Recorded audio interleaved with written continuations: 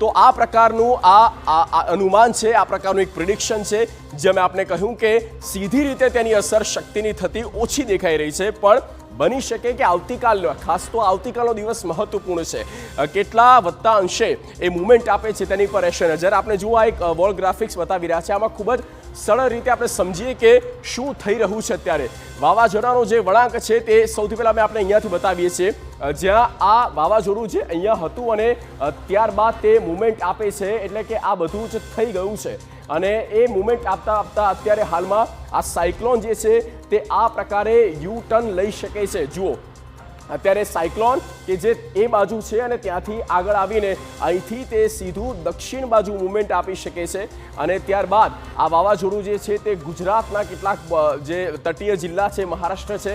તેને અસર કરી શકે। વાવાઝોડાનું સંકટ ચોક્કસ ટળ્યું છે અને આ જે ગ્રીન એરિયા મેં આપને બતાવી રહ્યા છે, આ એ જ ગ્રીન એરિયા છે કે જે તેનું આખો વિસ્તાર જે છે તેના પ્રભાવમાં લઈ રહ્યો છે। આખું આ સાયક્લોન છે અને જો આ તરફ ડાયરેક્શનમાં જાય છે, આ આગાહી છે જે અમે આપણે રેડ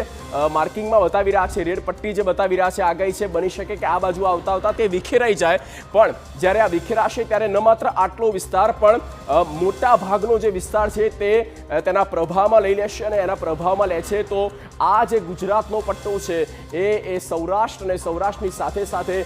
દક્ષિણ ગુજરાત અને દક્ષિણ ગુજરાત અને ત્યારબાદ મહારાષ્ટ્રનો પણ આ તટીય વિસ્તાર, એટલે કે આ તમામે તમામ અફેક્ટિવ એરિયાઝ આપણે અત્યારે માની શકીએ છીએ, સમજી શકાય છે કે આ એરિયા જે છે તે અફેક્ટિવ થઈ શકે। આવતીકાલે આમાં ક્લેરિટી વધારે આવી જશે કે કઈ બાજુ કેવા પ્રકારની અને કેટલી ફોર્સ સાથે તેનું મૂવમેન્ટ આવે છે અને એટલા માટે જ વિસ્તારથી આપણે તેનો રિપોર્ટ બતાવીશું। વાવાઝોડાનું સંકટ ટળ્યું, ગુજરાતમાં માથેથી વાવાઝોડાની ઘાત સીધી રીતે ટળી ગઈ છે। હવામાન વિભાગનું પણ એ જ કહેવું છે કે સીધી રીતે કોઈ પ્રકારની અહીંયા અફેક્ટ થતું કે એ અસર કરતી દેખાતી નથી, પણ આ સ્પષ્ટ એ બાબતો સામે આવી રહી છે કે આ વાવાઝોડું આવતીકાલે મૂવમેન્ટ આપશે અને દરિયામાં આ વાવાઝોડું આવતીકાલે મૂવમેન્ટ આપીને વિખેરાઈ જશે, એટલે કે ડિપ્રેશનમાં ફેરવાઈ જશે અને ત્યારે જ્યારે પણ આ પ્રકારની મૂવમેન્ટ્સ બધી આવે છે ત્યારે સ્વાભાવિક છે કે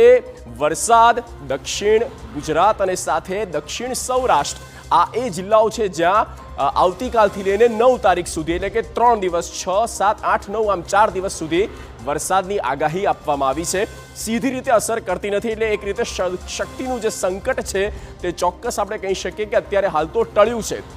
પણ આવતીકાલે વધારે તેમાં ક્લેરિટી આવશે। ગુજરાતના માથેથી આ વાવાઝોડાની ઘાત ટળી ગઈ છે। હવામાન વિભાગનું એ જ કહેવું છે કે આગામી કલાકો છે જે વાવાઝોડું ગુજરાત તરફ વળાંક લઈ શકે છે અને પછી તે આગળ વધશે। જો કે સૌથી મોટી રાહતની બાબત એ કહી શકાય કે ગુજરાત પર આ વાવાઝોડાની હવે કોઈ ખાસ અસર થવાની શક્યતાઓ એટલી નથી જેટલી પહેલા થતી હતી।